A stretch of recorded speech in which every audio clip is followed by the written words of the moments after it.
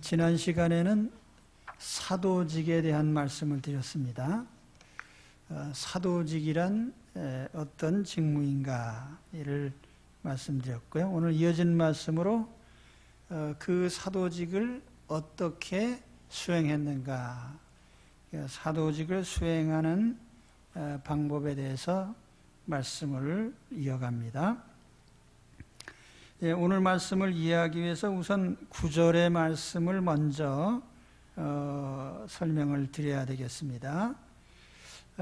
내가 생각하건대 하나님이 사도인 우리를 죽이기로 작정된 자같이 끄트머리에 두셨음에 우리는 세계 곧 천사와 사람에게 구경거리가 되었노라, 이렇게 말씀했는데요.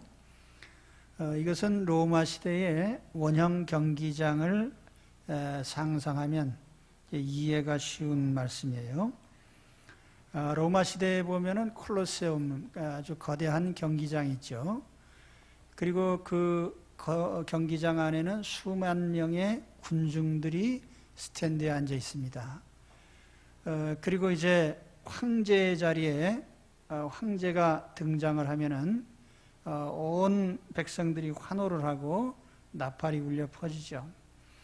그리고 이제 메인 경기로 들어가게 되면은 검투사들의 격투기가 나옵니다. 뭐 요즘 텔레비 나오는 격투기 정도가 아니라 거기에는 창과 칼을 들고 싸워서 한 사람이 죽을 때까지 싸우기도 하고, 또 혹 싸워서 패배하는 자는 즉시 사자밥이 되도록 던져주기도 합니다. 바로 이러한 경기장을 상상하면서 이제 9절의 말씀을 썼는데요. 여기 사도인 우리를 죽이기로 작정된 자 같이, 이 죽이기로 작정된 자라는 것은 이 콜로세움에서 격투기를 벌이는 사람들은 주로 노예들이나 아니면은 사형수들, 죽이기로 작정된 자라는 거죠. 그래서 싸움을 벌이도록 했는데, 바로 이 경기장의 구경꾼들은 누구냐? 이 구경꾼들은 바로 천사들, 오늘 말씀에도 나오죠. 세계 곧 천사와 사람에게 구경거리가 되었다. 그리고 이 경기장은 곧 온 세상을 말하는 것입니다. 이 세상. 그리고 여기서 격투기를 하고 있는 건 바로 사도들이죠. 사도들은 지금 목숨을 걸고 격투기를 하고 있고, 교인들과 고린도 교인들이나 또 천사들이 지금 관람을 하고 있다. 이제 이렇게 이 그림을 그려볼 수가 있습니다. 자, 오늘 이 말씀을 통해서 우리는 지금 황제의 자리에 앉아서 혹은 스탠드에 앉아서 구경을 하는 사람인가, 아니면은 격투기를 벌이고 있는 검투사들인가 할 때 우리는 바로 후자에 속하는 것입니다. 우리는 구경하는 사람들이 아니고 격투기를 벌이는 사람들이죠. 그리고 이제 8절로 가서 보면은 여기에 8절, 9절에 8절에 그 왕노릇이라는 말이 이제 세 차례 반복이 됩니다. 자, 우리가 스탠드에 앉아서 왕으로서의 그런 구경을 하는 자리에 앉아서 평가하고 판단하는 자리에 있는가, 아니면 바로 경기장 안에서 경기를 하고 있는 자들인가. 그런데 8절에 보면은 너희가 이미 배부르며 이미 부요하며 우리 없이 왕노릇을 하였도다. 우리가 너희와 함께 왕노릇하기 위하여 참으로 너희의 왕노릇하기를 원하노라. 이 개역 한글판에 그렇게 되어 있습니다. 너희가 진짜 왕이 되었으면 좋겠다. 그런데 지금 잘못된 시기에 왕의 자리에 앉아 있다는 거죠. 성도들이 왕노릇을 하는 것은 이 세상에서 할 일이 아닙니다. 세상 종말에 하나님 나라가 도래한 후에 우리는 다 왕노릇을 할 것입니다. 그런데 그 왕노릇 자체도 위세를 떨고 행세를 하는 그런 왕이 아니고 오히려 종으로서 섬기는 왕 노릇을 하는 것입니다. 그런데 고린도 교인들은 지금 이런 면에서는 잘못되어 있죠. 현세에서 왕 노릇을 하려고 하고 있고 또 그 왕의 권한 행사를 위세를 떨치는 것으로 남을 평가하고 혹은 비난하는 것으로 행하고 있습니다. 그래서 실제로는 천국의 왕 노릇은 서로를 위하여 섬기는 일을 하는 것입니다. 바울은 이러한 고린도 교인들을 풍자적으로 꾸짖고 있으면서 또한 다른 한편으로는 사도직이라는 것이 왕 노릇을 하는 자리가 아니고 종 노릇을 하는 자리다. 이걸 이제 알려주려고 하는 것입니다. 사도직이라는 것이 주님의 일을 하는 것이 하나님 교회에서 혹은 목사로 혹은 장로로 권사로 집사로 우리가 어떤 직함을 가지고 일을 하는 것이 왕 노릇이 아니고 종 노릇을 하기 위한 것입니다. 그래서 오늘 이 그림을 잘 그려놔야 된다는 거예요. 우리 스탠드에 앉아서 구경하는 사람이 아니고 경기하는 자요. 우리는 왕의 자리에 있지 않고 종의 자리에 있습니다.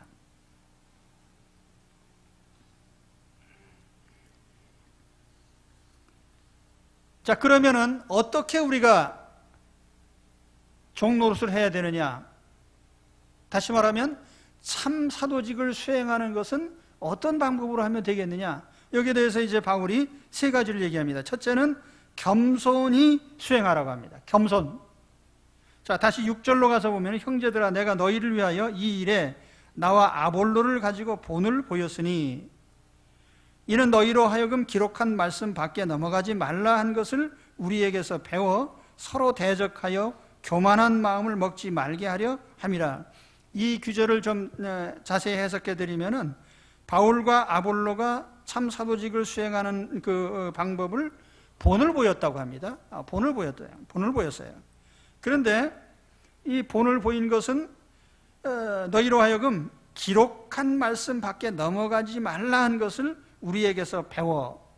기록한 말씀 밖에 넘어가지 말라는 것은 주인의 명령 밖으로 벗어나면 안 된다는 거죠. 종은 주인의 명령대로 해야지 주님의 명령 밖으로 벗어나면 그건 종이 아니라는 거예요.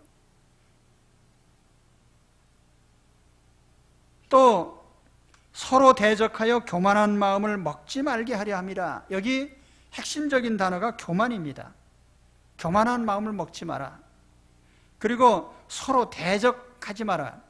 이 서로 대적하여라는 말을 헬라어 성경에 보면은 두 전치사가 쓰여지고 있는데 하나는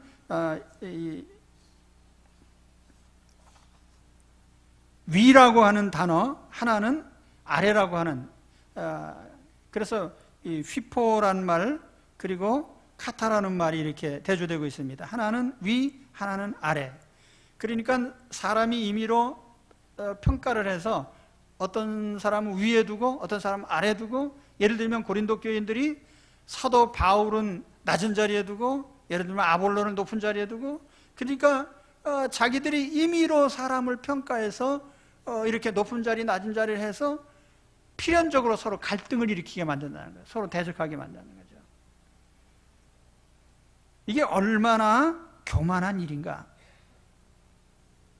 우리는 명령자가 아니고 명령을 받는 자입니다.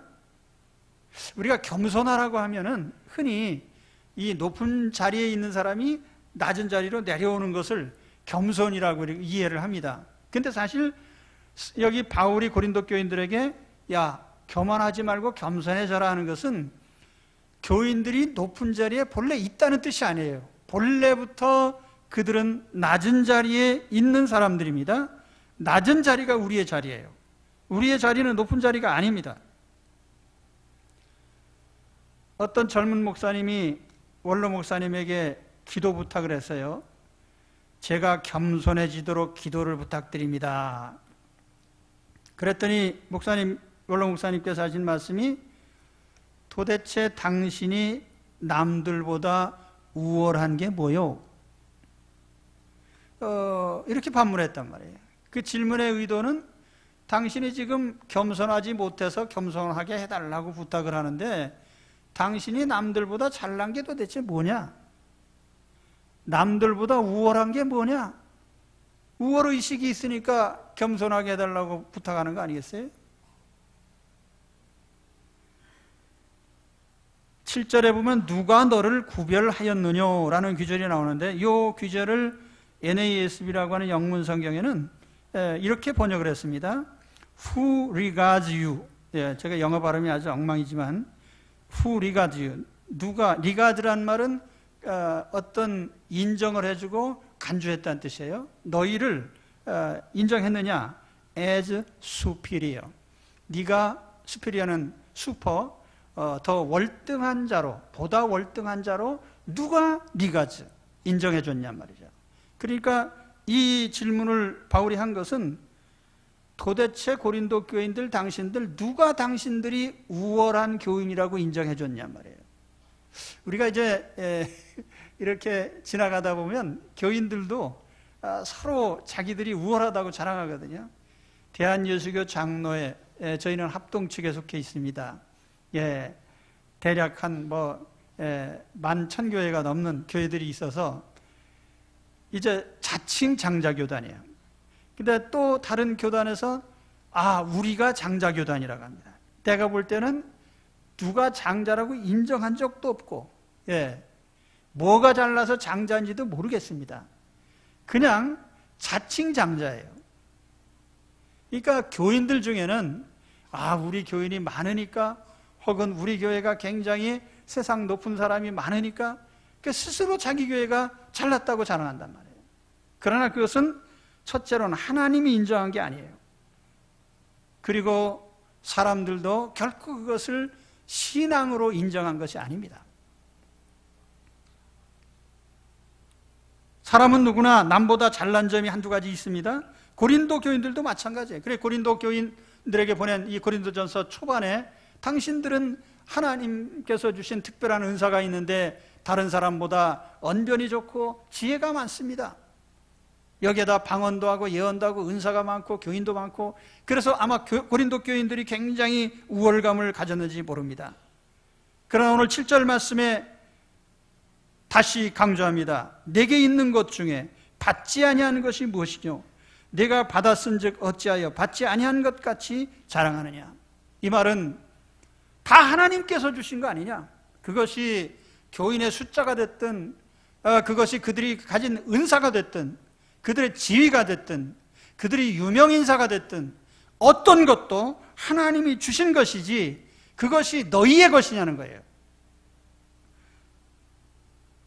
오늘 우리에게도 외형상 우열이 있습니다. 머리가 좋은 사람이 있고 그만 못한 사람도 있습니다. 어떤 사람은 수완이 좋고 반면에 좀 수완이 없는 사람도 있어요. 부자가 있고 가난한 사람이 있고 직급이 높은 사람이 있고 직급이 낮은 사람이 있고요. 그러나 이런 모든 것이 다 하나님이 주신 선물의 차이일 뿐이지 그것이 곧 인간의 영역이나 능력의 차이가 아니에요. 우리는 아무리 잘났어도 하나님 손 안에 있습니다. 그래서 우리는 본질적으로 우월감을 가진다는 것 자체가 잘못된 감정이란 말이에요.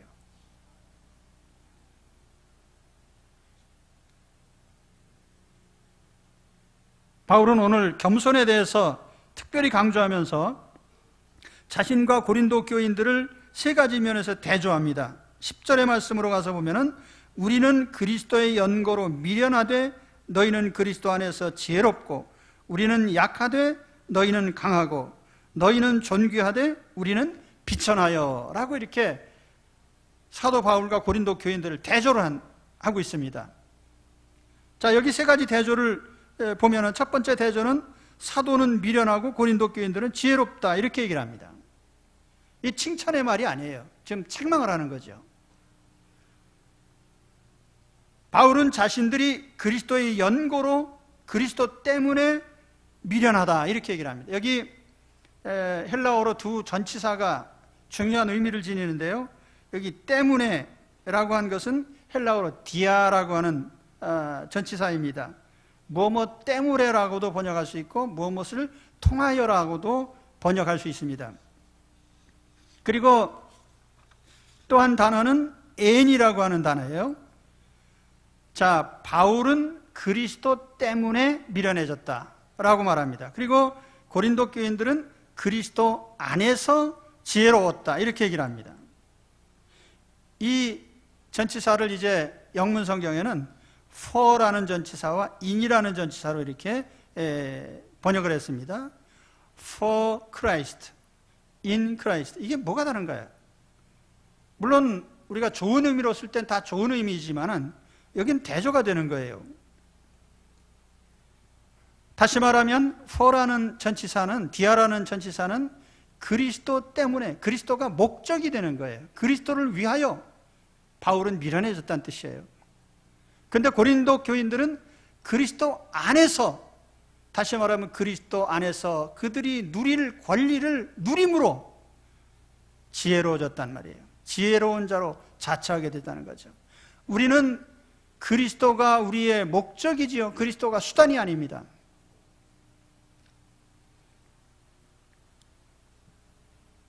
사도는 주님을 목적으로 하고 살고 있고 고린도 교인들은 그리스도를 수단으로 해서 살아가고 있습니다. 여기에 강렬한 대조가 일어나는 거죠.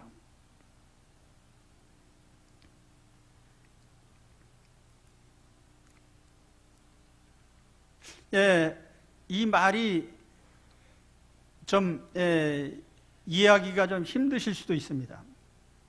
예수님을 목적으로 삼는 신앙과 예수님을 수단으로 삼는, 오늘날 많은 교인들이 또 교회가 그렇게 가르쳐요. 예수 안에서 다 잘 되십시오 라고 하는 메시지예요. 근데 예수님 때문에 미련해지십시오 라고는 잘 말 안 한단 말이에요. 저는 목사님이라는 칭호가 아주 좋습니다. 교회에서 저는 목사님이라고 부를 때 가장 보람을 느끼고 또 그렇습니다. 그런데 제가 세상에 나가서 목사님이라는 칭호를 들을 때에는 저는 엄청난 부담감에 시달립니다. 왜냐하면 나는 안 믿는 사람들에게 예수님이 되어야 되기 때문에요. 그래서 때로는 제가 이제 안 믿는 사람들과 같이 낯 모르는 사람들과 여행을 하기도 하고 하는데 제발 나를 목사로 부르지 마라. 목사로 부르는 순간에 나는 예수님처럼 모든 사람들에게 나타내야 되고 나는 할 수 있다. 그러나 나와 같이 하는 사람들은 그렇게 못할 것이니 차라리 김 선생님이라고 불러주시오. 아니면 김 부장님, 김 사장님으로 불러달라. 그럼 내가 얼마나 자유롭겠냐. 근데 나를 목사님이라고 부르는 순간에 나는 목사로서 행세할 수 있어요. 근데 나와 같이 하는 사람들은 그리스도인답게 행하지도 않으면서 이 제 말의 뜻을 아마 목사가 아니면 모를 겁니다.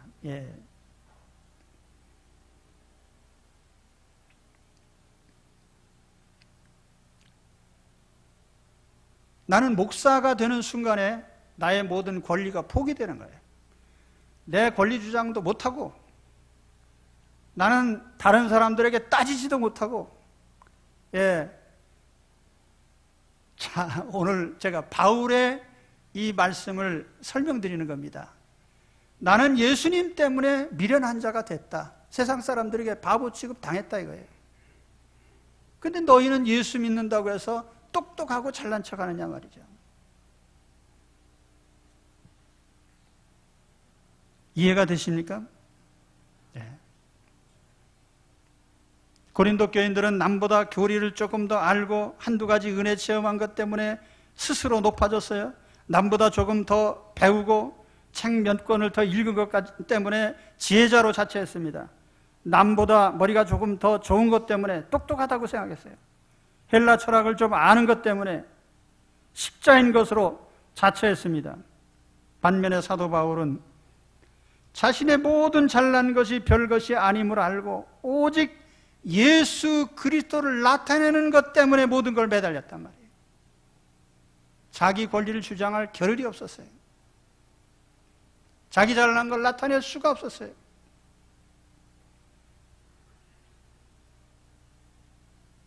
바로 사도직 수행에 있어서 이것을 말씀한 겁니다. 두 번째 대조는 사도의 약함과 고린도 교인들의 강함이 대조되고 있습니다. 실제로 사도 바울이 정말 약했느냐? 그렇지는 않죠. 귀신을 쫓아냈습니다.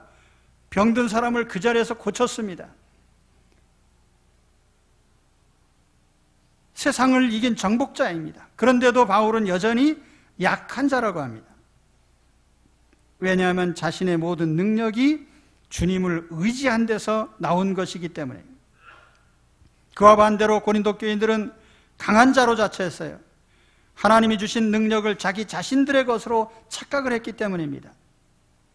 우리 세상 사람들은 자기가 약하다는 사실을 절대로 드러내려고 하지 않습니다. 우리 남자들이 그렇잖아요. 남자는 눈물을 보이지 마라. 남자는 왜 울 때 가서 울지도 못합니까?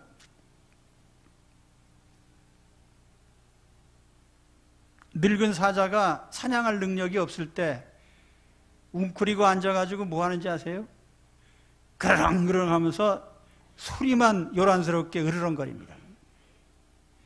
마치 인간도 자기 자신이 본질적으로 약한 자임에도 불구하고 강함을 드러내기 위해서 포효를 하고 자기의 능력을 나타내려고 하는 거죠.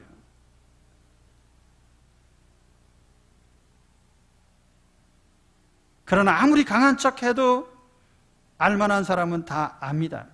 인간은 본래부터 약한 자이죠. 강한 자로 알고 사는 것이 착각인 것입니다. 빈부귀천을 불문하고 하나님이 살려주시는 자는 살고 하나님이 죽이시는 자는 죽을 수밖에 없습니다. 그것이 우리 인생인데요. 바로 사도직을 수행하면서 고린도 교인들에게 제발 너희가 강하게 된 것이 너희 능력이냐? 주님을 의지했기 때문에 그렇다면 약한 자인 것을 인정해야 되지 않겠느냐? 그러니까 사도는 자신들이 항상 약자임을 드러내고 바울은 오히려 약한 거 자랑했잖아요.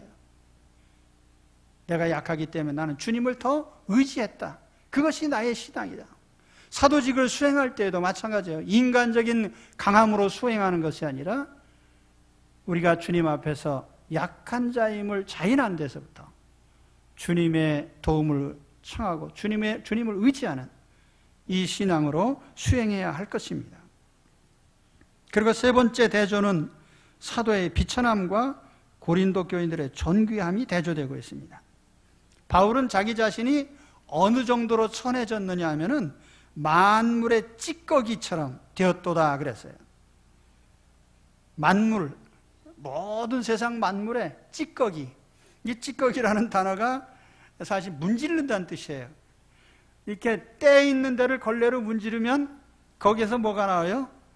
때가 밀려 나오잖아요. 때 밀어놓고 때 참 아름답네, 멋있네, 귀하네 이렇게 생각하는 사람 없어요. 그거는 가장 더러운 것이기 때문에 그냥 누구나 다 버리죠. 기억해야지 않아요. 근데 바울은 자기 자신이 정말 그렇게 됐다는 겁니다.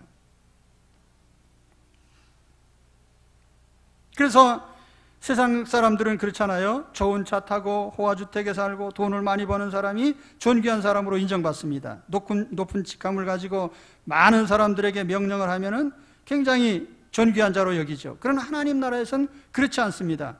하나님 나라에서는 왕에서부터 모든 백성이 이르기까지 다 서로를 섬기는 나라이기 때문에 거기서 누가 행세하는 것은 큰 의미가 없습니다.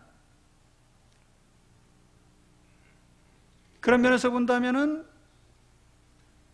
여기 고린도 교인들이 스스로 자기 신분을 높이고 남들 위에 서려고 하는 이 자세는 하나님 나라에 맞지 않는 거예요. 만물의 찌꺼기가 될지언정 끝까지 하나님의 자녀의 직분을 수행하는 진정한 사도직의 수행자가 되어야 됩니다. 자, 오늘 참 사도는 겸손하다. 교만하지 않아야 된다. 그것을 이제 몇 가지로 설명을 드렸습니다. 그 다음에 두 번째로 참 사도는 기꺼이 고난을 당합니다. 자, 11절 12절로 가서 보면 바로 이 시간까지 우리가 줄이고 목마르며 헐벗고 매맞으며 정처가 없고 또 수고하여 친히 손으로 일을 하며. 이 참사도라는 말과 종이라는 말을 같은 단어로 써도 좋습니다. 참사도직을 수행하려면 앞선 말씀처럼 왕이 아니라 종이 되어야 되는데, 종은 기꺼이 고난을 당하는 자입니다. 자, 우리 교인들 중에 축복이 뭡니까? 라고 물으면 이렇게 대답할 수 있습니다. 평안하고 아무 일도 없고 아프지 않고 사고당하지 않고 실패하지 않는 사람. 자, 그렇다면 반문할 수 있습니다. 만일 가난한 사람이나 직급이 낮은 사람이나 가족을 갖추지 못한 사람이나 장애인들이나 그러면 다 축복받지 못한 사람입니까?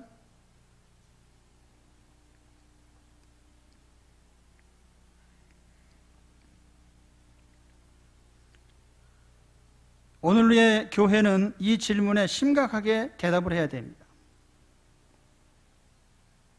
자, 바울을 보면은 헐벗고 줄이고 매맞고 가족도 없었고 집안채도 없는 떠돌이 생활을 했습니다. 그가 복받은 사람이라고 할 수 있겠습니까?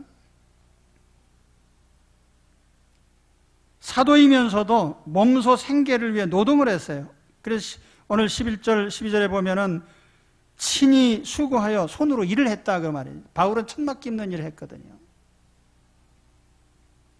당시에 천막 만드는 일이 그다지 존중받는 직업이 아니에요.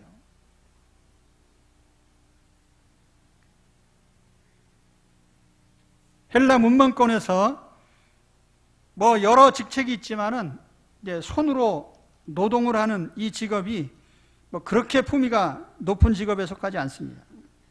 그럼 바울이 정말 비천했기 때문에 이런 일을 했을까? 아니에요. 바울은 모든 것을 보장받을 수 있음에도 불구하고 그렇게 하지 않았습니다. 그래서 우리 예수 믿는 사람들이 하나님께 축복받는 것은 이런 것이다라고 잘못 규정하게 되면 그 다음부터 우리가 사도직을 수행할 수 없는 거예요. 괴롭고 고생스러운 건 안 하니까. 그러니까 세상에서도 그렇잖아요. 3D 업종이라고 하는데 정말 우리가 예수 믿으면서 3D 업종이 있습니다. 예, 몸으로 고난당하는 거 싫어하는 거예요. 바울이 이렇게 고난을 두려워하지 않은 것은 그에겐 분명한 목표가 있기 때문에요. 첫째로는 육체가 잘 되는 것이 아니라 영혼이 잘 되는 것이에요. 물론 육체가 잘 되는 것도 중요하지만 그것보다 더 중요한 것은 영혼이 잘 되는 거예요. 바울이 당한 것은 육체적 고통입니다. 육체가 줄이고 목마르고 헐벗고 매맞고 그렇습니다. 그러나 바울의 영혼은 부유하고 만족하고 배부르고 평안했습니다. 육체의 집은 떠돌이였지만 하나님의 집은 대궐 같은 집이었고요. 육체는 수고하고 노동을 했지만 영혼은 피곤치 않고 힘이 넘치는 그런 삶이었습니다.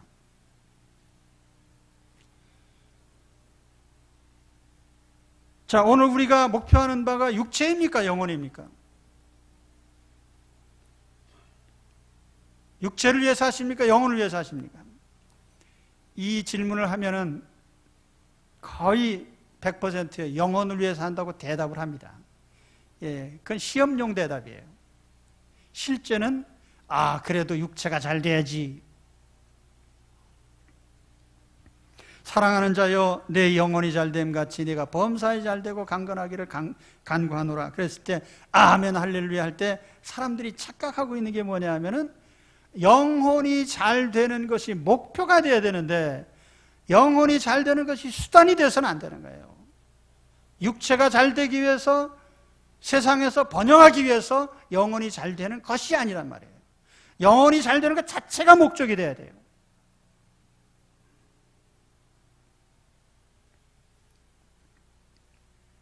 우리가 고난을 두려워하는 것은 이와 같은 목표 설정이 잘못되어 있기 때문입니다. 육체의 안락을 목표로 했기 때문에 육체가 고난당하는 것을 두려워하고 견디지 못하는 거예요. 그러나 우리가 영혼이 잘 되는 목표가 제대로 설정되어 있다면 우리는 육체적으로 당하는 고난은 바울과 같이 얼마든지 당할 수 있습니다. 또 한 가지 바울의 목표는 자기 자신의 안락함이 아니에요. 다른 수많은 영혼들을 구원하는 일입니다. 삶의 목표가 내 자신이 아니고 다른 사람들에게 두어져 있어요. 나를 위한 삶에서 한 단계 벗어나서요, 다른 사람들을 위한 삶으로 삶의 목표가 옮겨져 있는 것입니다. 나를 위해서라면 얼마든지 평안을 추구할 수 있지만 다른 사람들을 위하다 보니까 모든 고난이 다가온 거예요.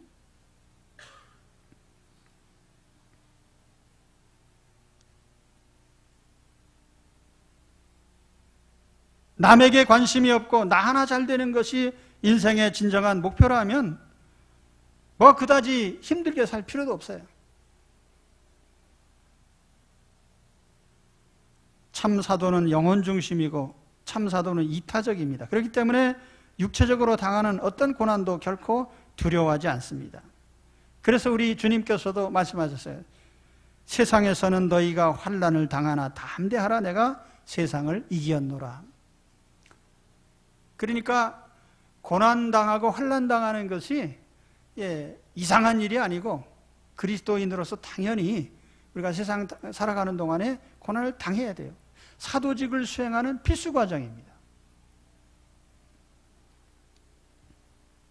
그래서 당당하게 고난에 임하시기 바랍니다.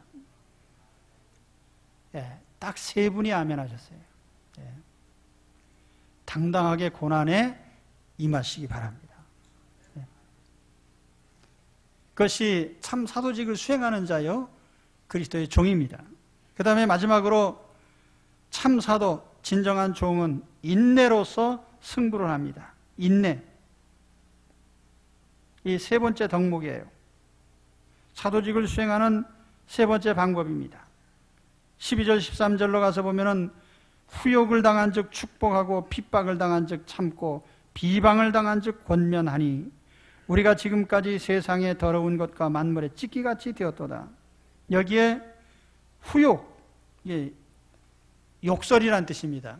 욕을 먹는다는 뜻이에요. 욕을 먹고 나서 욕하는 사람한테 축복을 해요. 핍박을 당하고 오히려 참고 비방을 당하고 오히려 좋은 말로 권면을 해요. 바울이 무능해서 그랬다는 것이 아닙니다. 말재주가 없어서, 반박할 능력이 없어서 그런 것이 아닙니다.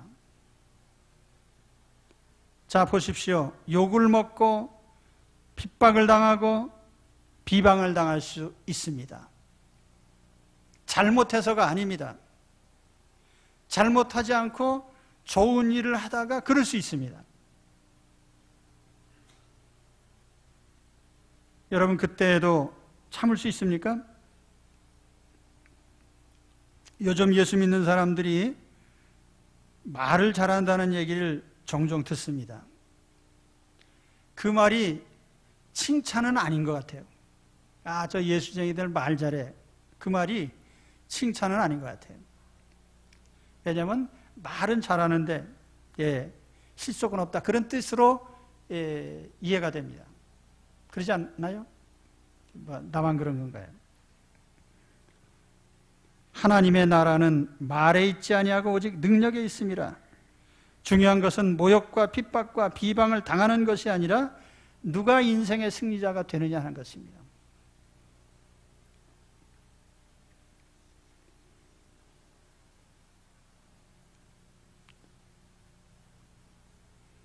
옛날에 그 초안지 읽다 보면 한신 장군이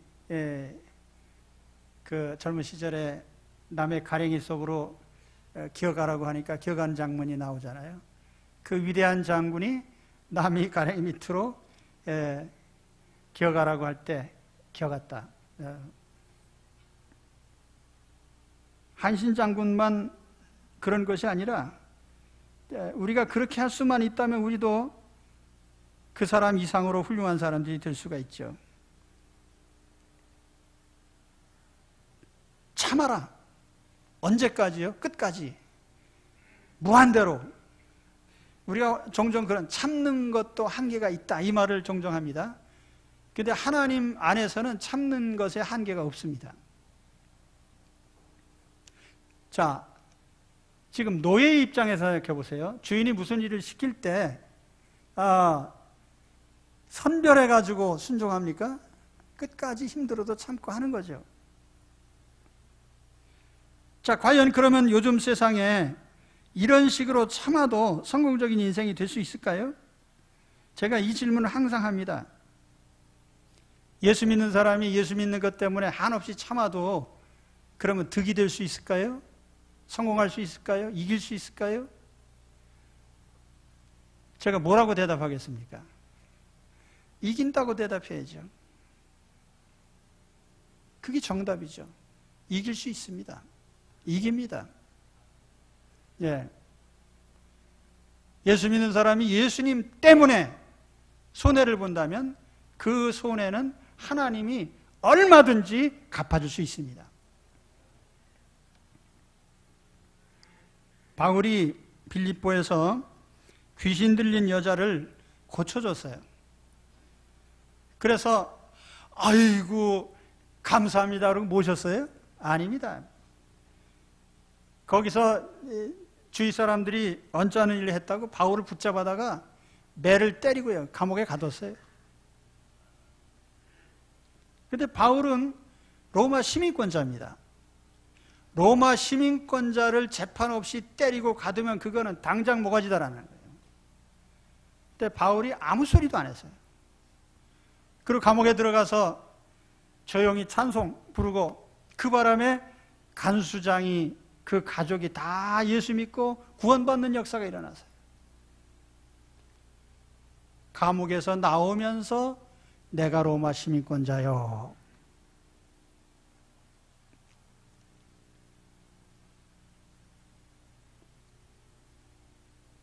오늘 우리가 겉으로 이기고 속으로 패배하는 일이 많습니다.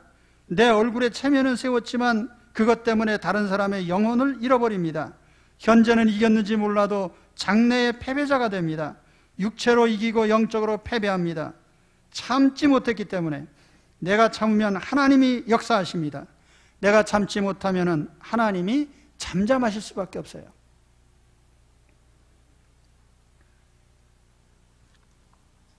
바울처럼 먼지나 쓰레기로 여김을 받을지라도 그것 때문에 패배하지 않았어요. 남이 뭐로 보든지 그건 중요한 일이 아니에요. 바울은 참은 만큼 승리했습니다. 바울의 승리 목록은 대단히 화려합니다. 수많은 도시에 교회를 세웠습니다. 귀신들을 쫓아내고 안 믿는 사람들이 예수 그리스도 안에 회개하고 수없이 많은 사람들이 돌아왔어요.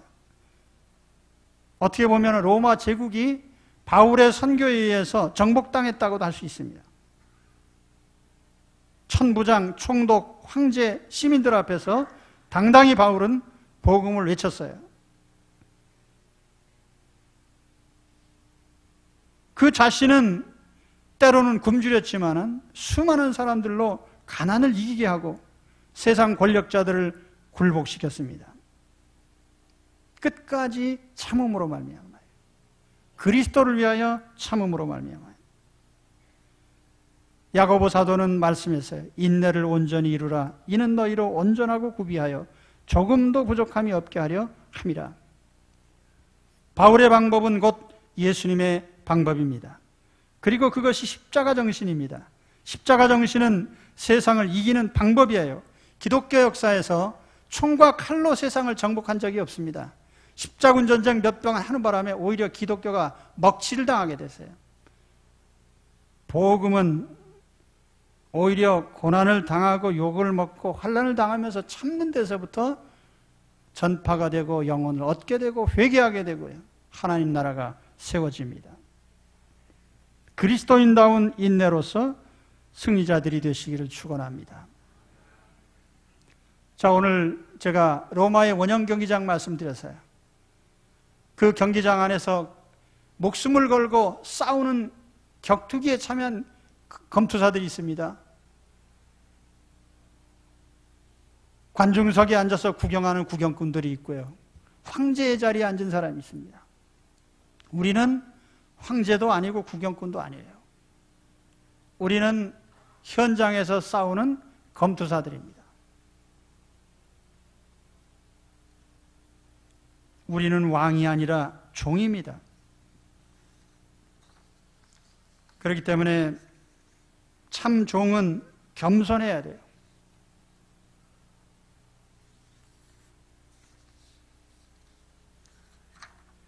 참 종은 기꺼이 고난을 당해야 됩니다. 그리고 참 종은 끝까지 견딜 수밖에 없습니다. 그때 마지막 승리를 선물 받는 것이 사도요 종입니다. 바로 이러한 사도직의 참여자들입니다. 우리 그리스도인들은 다 거룩한 사도직에 부름을 받은 사람들이에요. 이 주님의 방법으로 사도직을 끝까지 수행하시기를 우리 주의 이름으로 축원합니다. 기도하겠습니다.